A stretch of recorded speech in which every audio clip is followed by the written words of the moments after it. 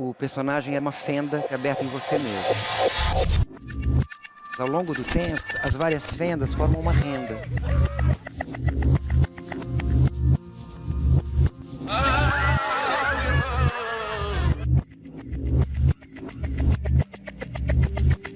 Eu vou ser breve e objetivo. Uma renda bonita, através da qual você vê o ator, acho. Olha, Deus que me perdoe, mas eu faço tudo. Eu não tô de brincadeira.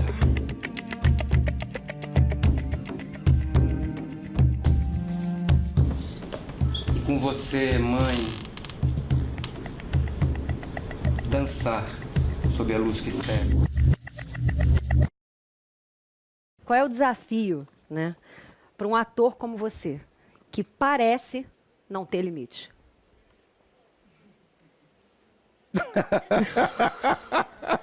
Começamos simplesmente tentando responder essa simples pergunta.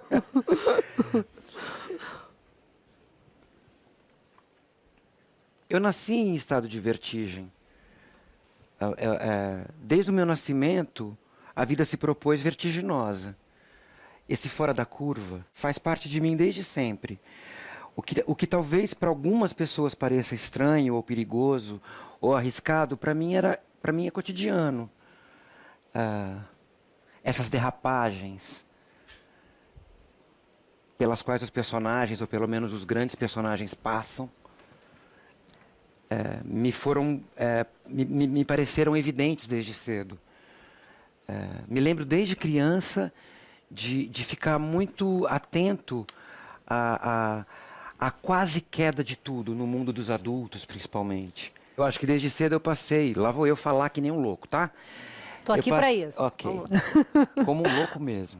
Eu passei um pouco a vida, e até agora passo, tentando estar de pé nessa derrapagem que ela se apresentou para mim. Passei por muitas coisas, mas acabei descobrindo um jeito de entender a vida no teatro. Foi ali que eu pude tentar organizar e celebrar esse caos das relações humanas. Que talvez seja isso, né? A obsessão ou a loucura de um ator. Tentar entender as relações humanas profundamente. Você está fazendo agora uma peça que se chama Processo do Concerto do Desejo. E é uma peça que você abre já com uma informação muito forte. Você já abre a peça contando que são textos da sua mãe, que faleceu quando você tinha 3 meses e que se suicidou. De que maneira a presença dessa falta, a presença dessa ausência, foi responsável ou tem a ver com a formação do ator que você é? Tem tudo a ver com o artista que eu sou e também com o ser humano que eu sou. Eu ser filho de uma suicida dá o meu timbre como artista no mundo. Acho que é um pouco sobre isso que eu ressoo. E ressoar sobre isso não é ressoar sobre uma queixa ou lamento constante. É ressoar da seguinte maneira, isso que é legal, acho. Fiquei em pé, mesmo sem mãe, sabe? Me apoiei nas mãos das mães postiças, dos pais postiços. Me apoiei no vazio 1000 vezes. Fiz muita poesia desde a infância pelo mundo ao meu redor. Inventei coisas para ficar em pé e para achar boa a vida. Não só para achar boa a vida, achando a vida boa e achando que eu precisava disso porque a mamãe tinha morrido. Esse é o meu dilema. Esse é o meu dilema. Entender que eu sou muito mais feliz do que eu imaginava. E utilizar a minha sensação de ter nascido numa tragédia para fazer para vocês um retrato amplo, na medida que me é possível, do espectro de emoções da gente.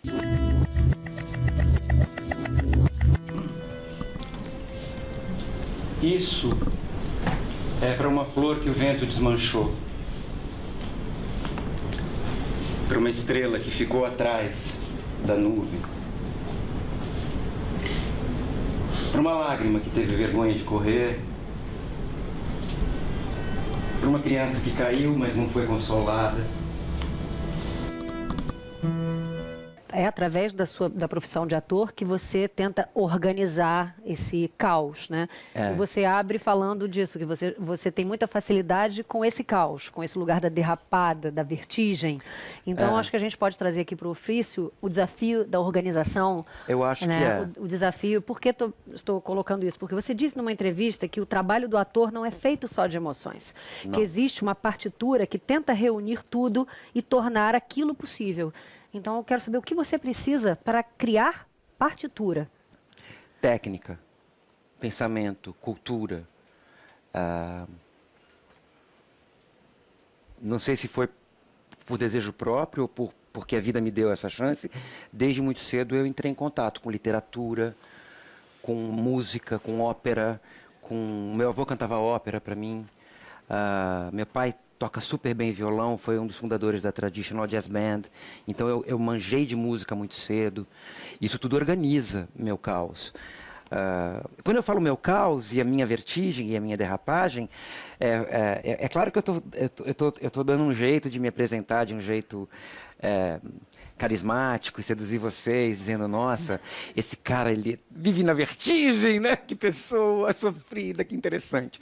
Mas não é bem isso, acho que estamos todos nisso.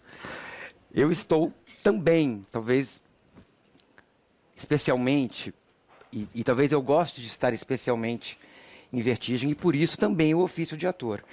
Mas sobre as emoções... não me parece que os atores trabalham, ou pelo menos os bons atores, na minha opinião, não trabalham com a emoção, mas com uma lembrança da emoção, ou com uma organização da emoção, ou com uma sensação da emoção, que possa ser remontada a partir da necessidade de um trabalho ou outro, ou de um personagem ou outro.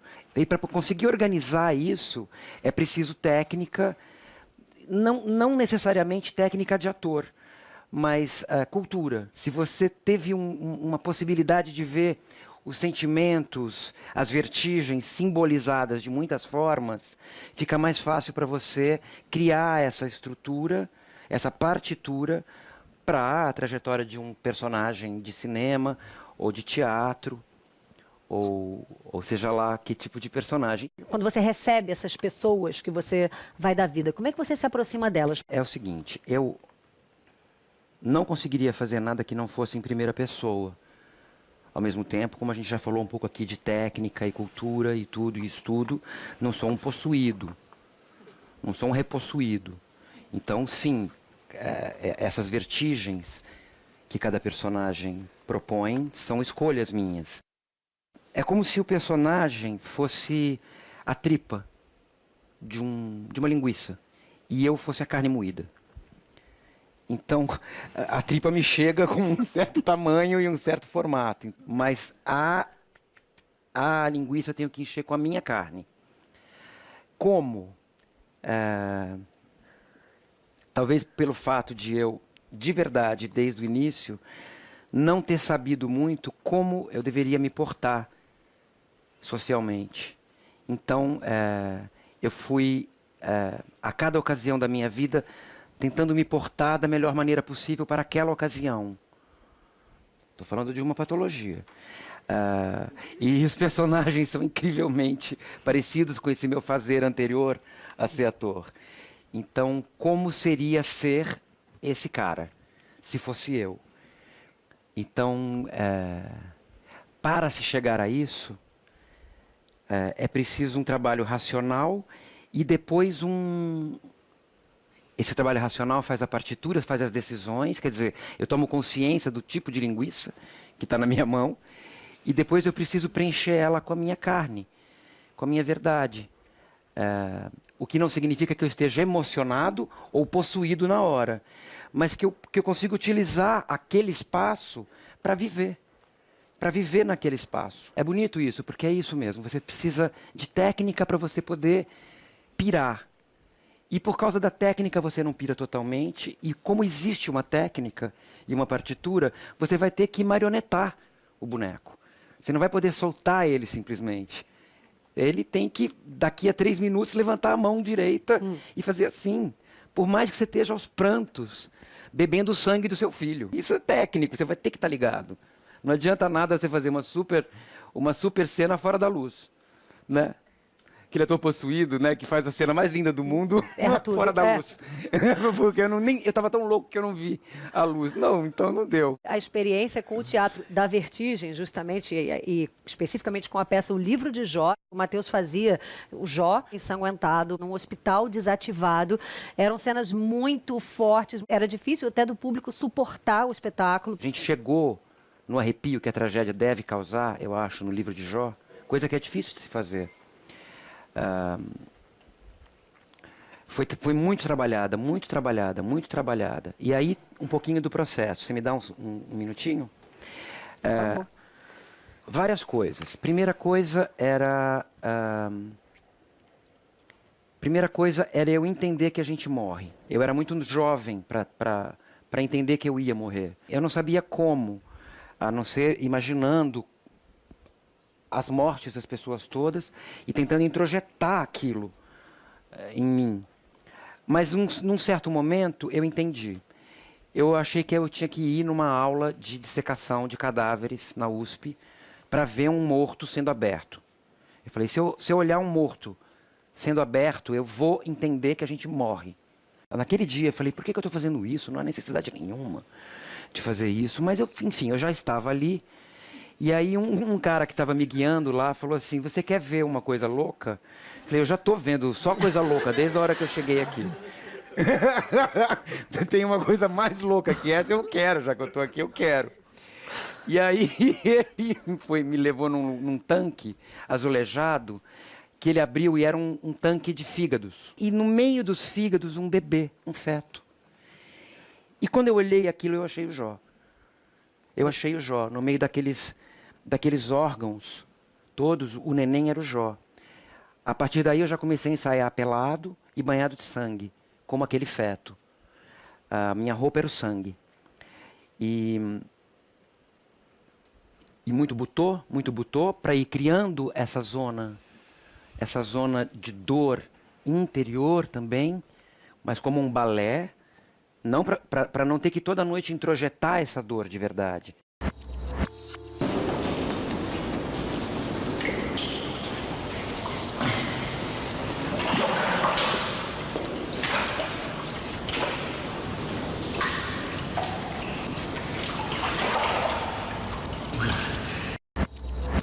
Então eu estava protegido tecnicamente para fazer aquilo. E aí, como que o Jó andaria? Está escrito na Bíblia que Deus tinha coberto o corpo de Jó de feridas, do topo da cabeça à planta dos pés. E aí eu entendi, falei, claro, se ele tem ferida nos pés, ele não vai conseguir uma zona de conforto jamais. Então, assim, a planta dos pés, eu não poderia ficar fixado na planta dos pés, porque dói. Ao mesmo tempo, se eu me apoiasse aqui, também eu não posso muito tempo, porque a mão também está ferida. Então, o Jó, pelo menos o Jó que eu criei... Não tinha apoio, né? Ele não tinha como se apoiar. Estou falando isso tudo para tentar, na medida que me é possível, explicar como a técnica vai ajudando o ator a se aproximar de um lugar extremo, do que ele precisa mostrar, para que as pessoas passem pelo terror e não ele toda noite. Eu fiz durante 4 anos. Se fosse realmente aterrorizante para mim todas as noites, eu não poderia. Mas, enfim, isso tudo sem mistério, é técnica mesmo. Tá todo mundo sem respirar, você tá percebendo? Eu estou contando isso tudo, mas eu não me levo a sério. Isso tudo também é tudo uma grande loucura. Eu estar aqui tentando falar sobre isso, vocês estarem aqui tentando ouvir isso, já é tipo loucura louca. Mas enfim, viemos até aqui. Eu não sou violento, eu nunca vou lhe dar um murro na cara, nunca. Mas fica um negócio aqui no estômago, uma coisa ruim que só, um vômito. Olha, se você não consegue parar de dar esse...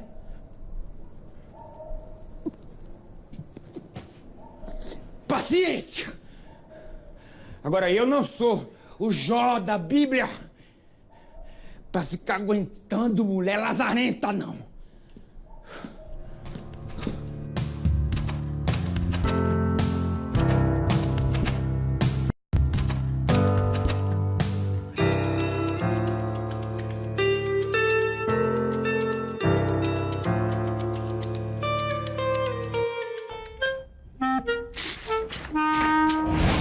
Você ganhou o Brasil com Ariano Suassuna em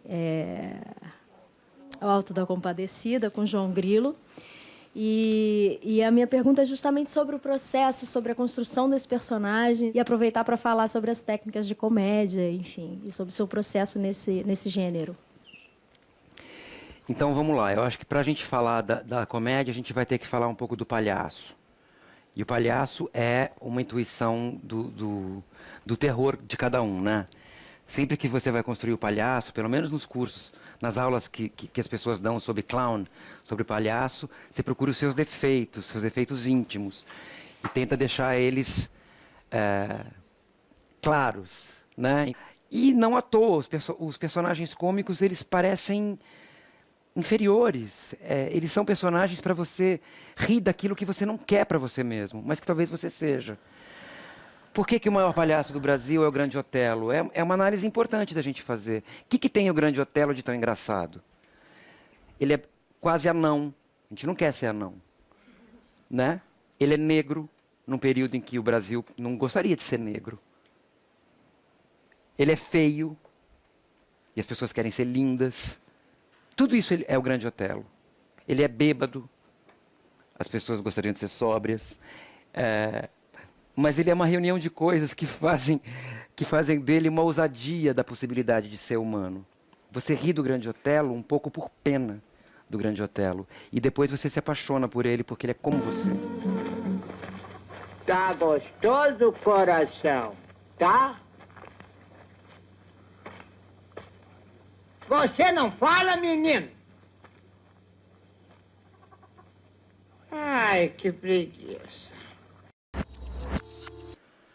João Grilo veio daí? O João Grilo é também assim, eu acho. Você tem pena do João Grilo, porque o João Grilo é magrelo, é dente torto, ele é vesgo, ele fala português errado, ele come a comida do cachorro, ele é ladrão, ele não tem um caráter bom, sabe?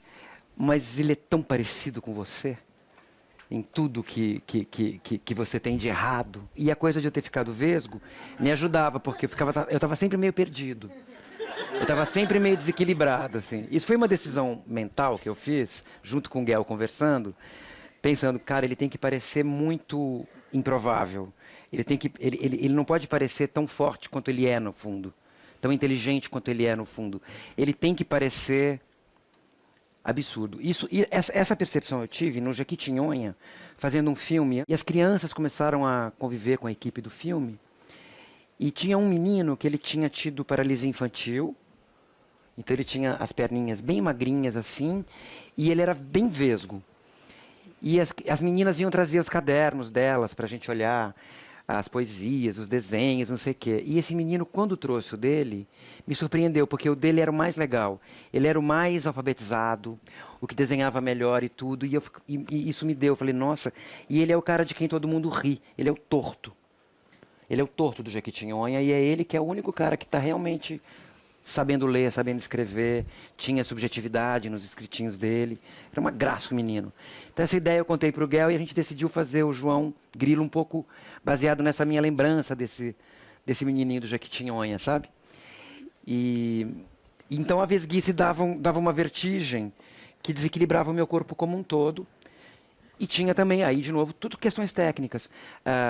São questões técnicas. Tinha uma aceleração para poder contrastar com o palhaço burro, que é o Chicó. Porque o Grilo está falando as coisas, enganando as pessoas com aquele olho e numa rapidez que a pessoa não percebe o que está acontecendo direito.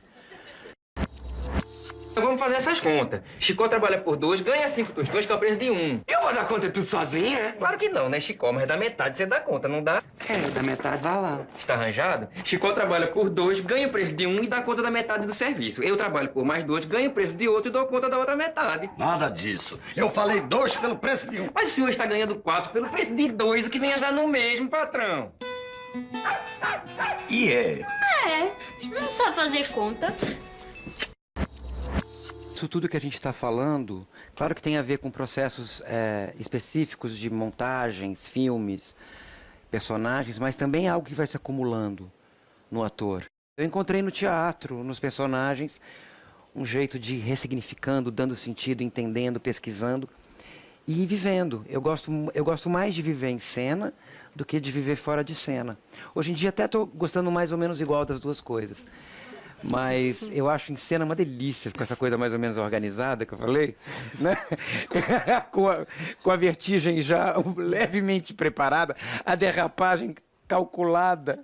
Eu acho uma delícia a derrapagem calculada. Então, eu acredito que é mais saboroso a cena do que a vida.